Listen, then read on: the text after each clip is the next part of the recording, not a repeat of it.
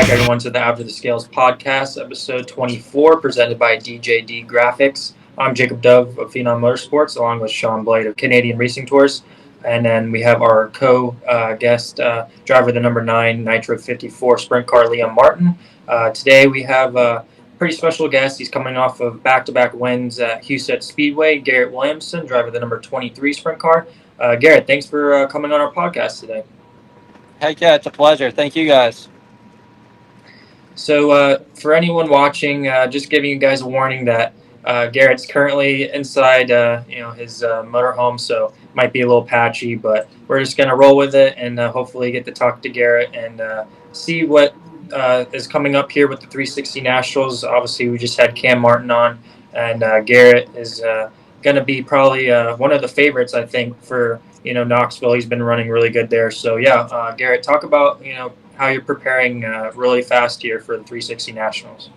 Yeah, I'm super excited for 360 Nationals. Last year we had a really good run all week, and ultimately driver just kind of stepped on it Saturday night and just didn't end where we wanted and ended up getting upside down. But we had a really fast race car all week, and I feel like there's no reason we shouldn't unload like that this year with 360s. We haven't obviously ran one there all year, but I have no doubt that we won't unload Thursday night with a fast piece, and I have confidence that we should have no problem being up front. You're obviously going into Knoxville on a good note, back-to-back wins at Huset, so you're coming in hot. Talk about your weekend. Yeah, we had a really good weekend. Started Friday night at Jackson. Ended up running second. That really wasn't a great night, but ultimately had a green-white checkered, was able to get back to second and start off the weekend good. And Saturday night was a good night, qualified good, heat raced pretty well, and just ultimately we weren't great in the A, but salvaged a 5th place finish. And anytime you can be in the top 5 or top 10 at Knoxville is honestly pretty good. And there was a lot of really guys that showed up with Rico, Sunshine, James, Zeb. There's a lot of outsiders that were there. And then obviously the locals at Knoxville are some of the best and a favorite to win anywhere or anytime that everyone shows up. So 5th place run isn't bad, and just keep building momentum there, and we've been fast there all year. Actually, since the last time I seen you, Garrett, you were on a different team. So yeah, my question to you is, how's the transition to the new team going? I know, man. I don't even know. Yeah, I haven't seen you since Knoxville maybe last year. Yep. Yeah, I think so. Yep. It has been a while. Heck yeah, man. A lot of work this off season. We didn't really get started building stuff till honestly after Christmas. Like January is really when we started getting parts to show up, and like we still just got a steering box that we had ordered from last year that just showed up last week. So to build the caliber of team that they're wanting and that we are wanting to build, there's a lot that went into it, and with how parts are to get right now is super hard. And we went racing in March, so we had 2.5 months almost to build almost 6 race cars and stock a trailer, a whole mule, because this team was brand new, like down to every tool there had to be bought new. So no spares, nothing. So it's just we've still been growing right now, building a race team, and it's just slowly starting to click. At the beginning of the year, we were a little just not as consistent as I feel like we are now, and we're still getting better right now. We just struggled early on in the night, and I feel like we're kind of getting a hold of that to be a little bit better. And anytime you qualify good, it seems to help. You got parts arriving late and stuff not coming very well, and I know how that goes for sure. And definitely starting from scratch, you got a lot of work on your hands for sure. And a big thing for your team to do to come back and be able to race competitive right away with a fresh team. Yeah, it's been a lot of work, a lot of stress, and just to build, just know your spares in the trailer are right, and just obviously your one race car's got to be good. But the schedule we've been running this year, if you hurt one, you got to be able to pull down a car that's perfectly ready to fire back off into the stable and compete at the same level. So yeah, it's stressful, but we've had some of the best guys to work on our stuff this year, and it's just been a lot of fun. And I think that's a big emphasis on having a good team, is just having fun, and good results come with that. So like so many of the other drivers that we've had on, I haven't seen Garrett race since back in Florida when he came down and ran at East Bay. My dad actually hung out with Garrett in a Cracker Barrel parking lot while they were tuning on the car. Oh, That sounds pretty That's the sounds pretty American to best me. place to work at a race car. yeah, that's like the prime spot to work on a race car. Walmart's, Cracker Barrel parking lot, anywhere that you don't get ran off of. Liam knows about it. He came down. He Yeah, knows you we just were got to get in where you. Oh heck yeah, man! We were in Clewiston together in the back of a Best Western. Yeah, we were. I was Great getting ready to times. bring that up. Yeah. Oh yeah. What a racetrack though. That place is dusty. Yeah, oh my goodness. Yeah, so if anyone knows, my home dirt track down here in South Florida, Hendry is what they're referring to, and I've gotten to watch both of Liam and Garrett run down here when they come down in February. But overall, I wanted to talk about with Garrett that he's been running a lot more races as he grows in his career, and now moving up with bigger schedules. And obviously, I've been staying up to date with some of the dirt racing news, and Garrett's been kind of thrown in the rumor mill about maybe moving up to World of Outlaws or High Limit Tour type of thing. And Garrett, you don't have to share any big news with us Oh, or he send should though. news away. That would be great for Yeah. us. Yeah, Yeah, but you can kind of talk about what maybe some future plans you have, because obviously everyone wants to run top level of sprint car racing. yeah. As a driver and as me growing up, obviously the Outlaws has always been my goal. And yeah, honestly, that question's been texted and like the last two ever since Johnny said something out the door, and I really don't know where they got it from because we haven't talked to anybody, we haven't said anything that obviously it's a plan, but a lot of it it's if we have the funding to do it and we land some sponsors, but it hasn't been a yeah we're going to run it, so I don't really know where that's came from. It's not a plan, quote unquote, I guess if you want to call it that. So I don't really know where that came from. It's been asked a lot recently, and obviously that's our goal as a team is to get there. But as of right now, next year we don't have plans to go run full time Outlaws unless some funding changes. So obviously that's kind of the goal right now is to land some sponsors and build on that. So if that happens, then yeah, it might be a possibility. But right now, just keep focused on getting good results this year and just being fast and competitive and go to some new racetracks and get a notebook for them. Well, I know Jacob's got a ton of money, so if you give him your Venmo, I'm sure he'll get you on the tour next year somewhere. Perfect. So I got to see you and your new team at Eldora for the Kings Royal. We'll get back to Knoxville in a second. I just wanted to quickly ask you about that. Obviously, the Saturday didn't go according to plan, but you guys had pretty good speed every other night that weekend. How would you summarize your Kings Royal weekend?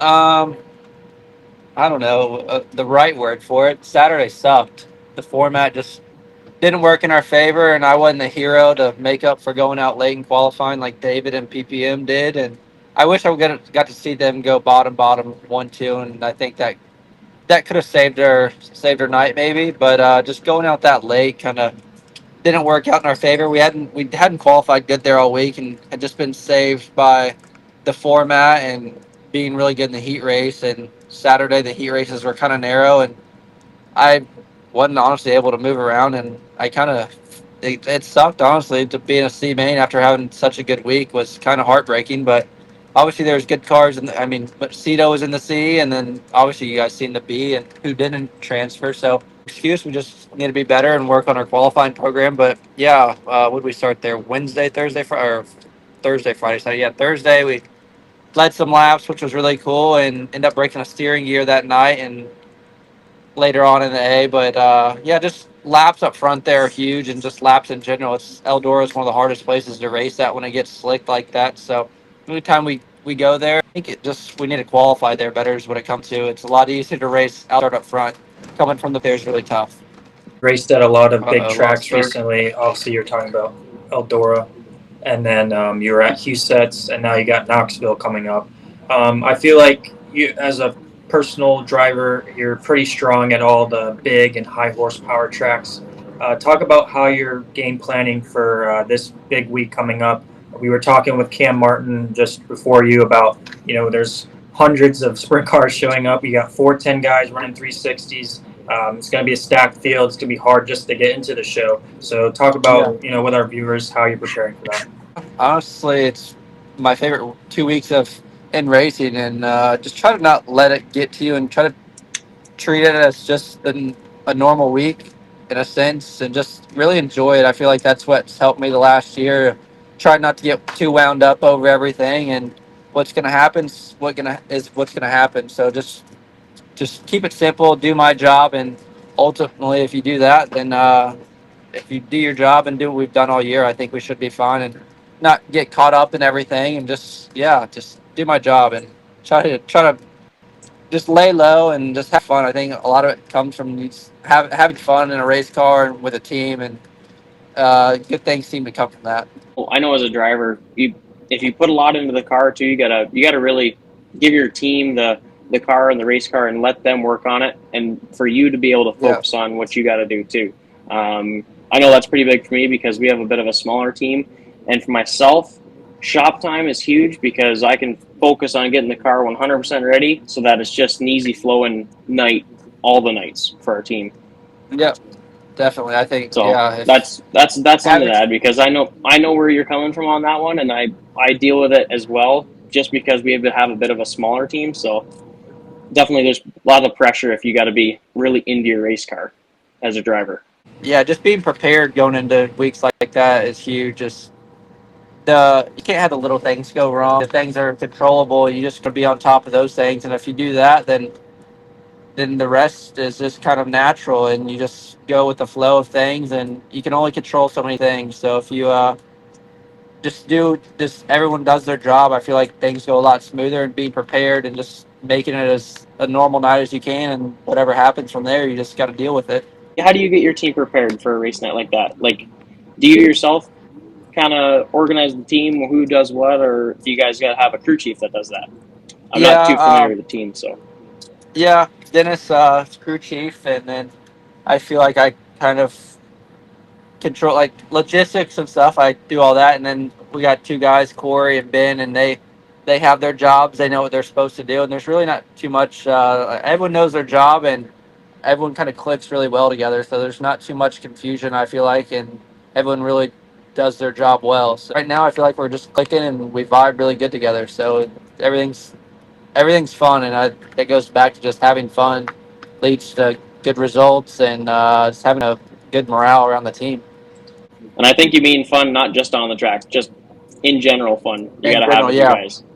The Yeah. two boys, the other two boys that live with me that work on the car, or they live with me, so we're around each other 24/7. So we get to know each other pretty well, and yeah, I think it's good in the sense that we know how each other work, and we always we seem to take care of each other, and yeah, just have fun.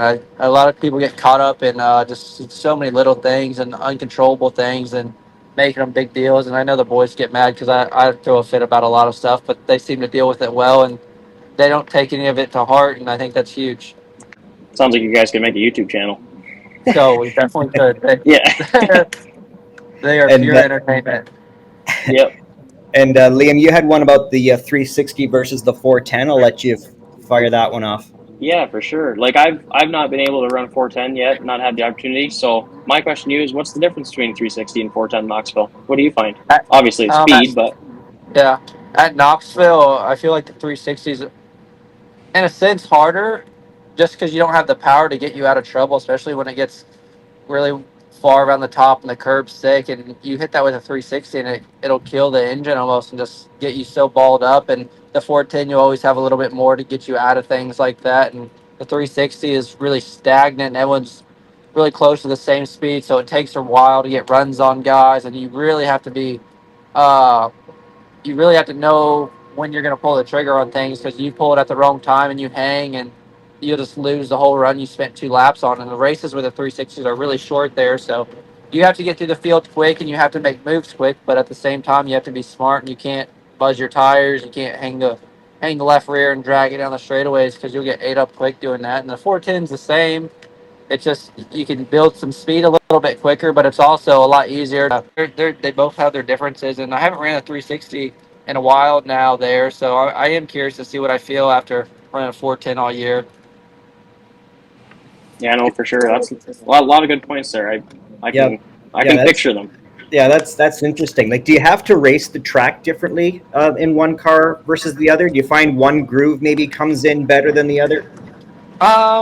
Last year I ran double duty almost every week there, and I don't necessarily think you had to run the track different, but you definitely can't like just plug the car into the top and just lean on it as much because you will trip up over the curb so much. You have to be really careful with the 360 on how you run the top, but um, I don't really necessarily think you have to run it different too much. You just got to pick your battles of when to slide guys a lot more with the 360. I feel like, but when you get to racing with the really good guys in the 410s, you do too because you always have somebody waiting for you at Knox. So the guy one spot behind you is always going to get you if you spin the tires or throw a slider and it hangs too long. So you always have someone that's going to be right back to your inside, getting ready to get by you if you mess up. So it's a really hard place to pass people at. You really have to be logical of how you race and how you pass people there. And before we get into our DJD Gear rapid fire segment, for any viewer watching, obviously you can go over to the QR code by Shaun and go scan the code, and it'll take you to Garrett's merch website. Go support Garrett, buy a T-shirt, a hat. Obviously, it's always great to support the drivers that go to the racetrack and entertain us racing. So, yeah, and before we get into the 10 question segment, if there's anyone that is watching that hasn't, watched Garrett necessarily, or this is the first time them knowing about him, talk to our viewers about how you got into where you are at today with your racing career and how you got your start.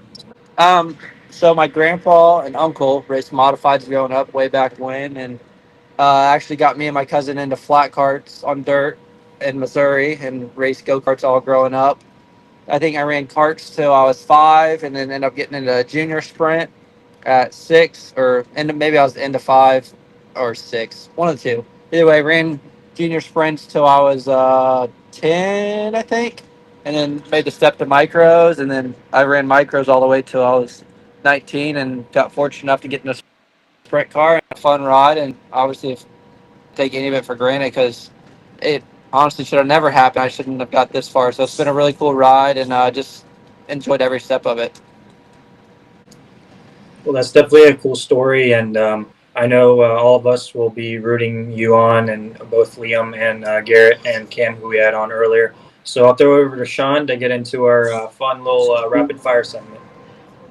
Yeah, so before we let you go, Garrett, really appreciate you coming on. We always do a 10-question rapid fire segment with our guests. Heck yeah. 10 questions brought to you by DJD Gear. So here we go. Okay. Knoxville or Eldora? Knoxville. Who's your racing hero growing up?